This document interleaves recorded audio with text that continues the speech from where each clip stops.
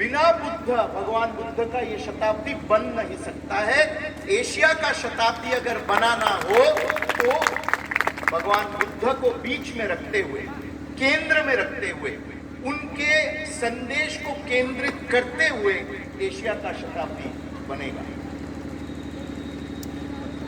हमने यहाँ हम यहाँ श्रद्धा ज्ञापन कर रहे थे तो मुझे ये बात भी याद आ रहा था कि आपने राम नक्षत्र जी आपने याद दिलाया कि 5 भाषा को शास्त्रीय भाषा का दर्जा 2 महीने पहले अक्टूबर में मिला।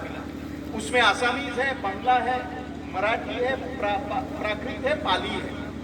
आप याद कीजिए बाबा साहेब अम्बेडकर का मातृभाषा मराठी, और उन्होंने जब धम्म दीक्षा लिया वो पाली में लिया, दोनों भाषा को शास्त्रीय भाषा घोषणा किया।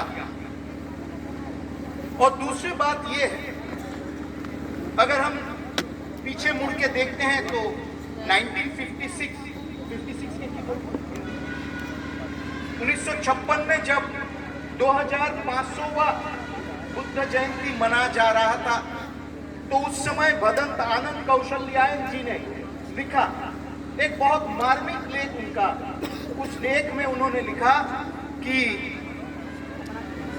पाली भाषा को, भारत में पाली भाषा बहुचर्चित नहीं होता है, ये आश्चर्यजनक है।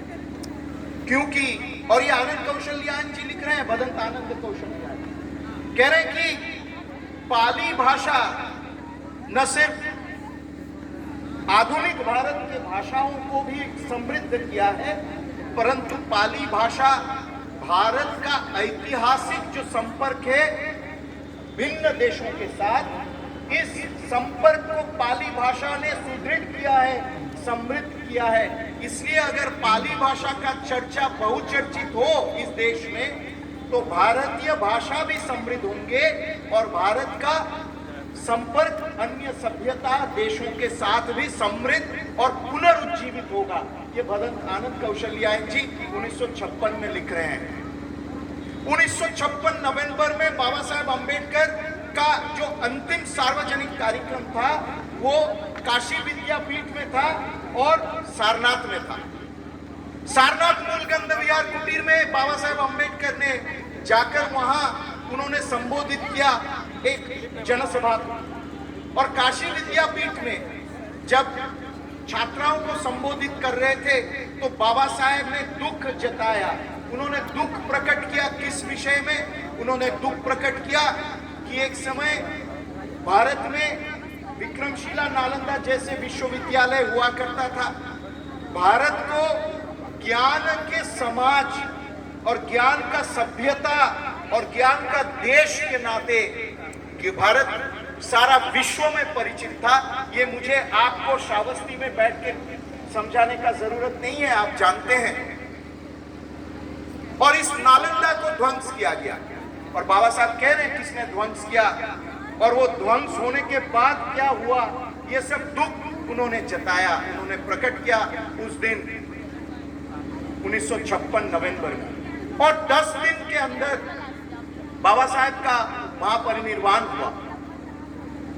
और आज मैं बहुत गर्व के साथ कह सकता हूं और मुझे लगता है कि मेरे साथ आप लोगों को भी गर्व और हर्ष भी हो रहा है कि आनंद कौशल्यायन जो दुख उन्होंने प्रकट किया था कि पाली भाषा का चर्चा या उसका मर्यादा, उसको सटीक दर्जा नहीं दिया जा रहा है देश में, ये आज शास्त्रीय भाषा घोषणा करके प्रधानमंत्री नरेंद्र मोदी जी न सिर्फ भदंत आनंद कौशल्यायन अपितु मैं कह सकता हूं जगदीश कश्यप, राहुल संकीर्तायन, सुनीति चैटर्जी जैसे कई ऐसे लोग अतीत में नागसेना, बुद्धदत्ता, बुद्ध घोष और धम्मपाल जैसे लोगों का भी सम्मान किया, जैसे दार्शनिकों का भी सम्मान उन्होंने किया।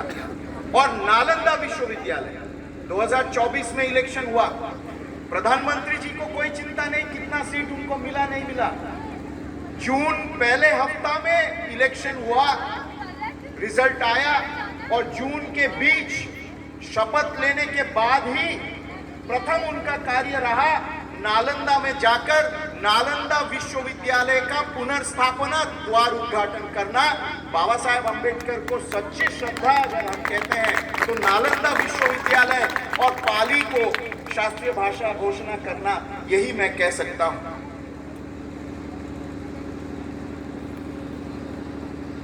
एक अद्भुत आप कह सकते हैं कि ये सांकेतिक भी है कि बंगला को शास्त्रीय भाषा घोषणा किया गया, पाली को भी शास्त्रीय भाषा घोषणा किया गया। आप में से कई पूछ सकते हैं कि श्यामा प्रसाद मुखर्जी का बौद्ध धर्म के साथ क्या है? डॉक्टर श्यामा प्रसाद मुखर्जी जनसंघ के स्थापक थे।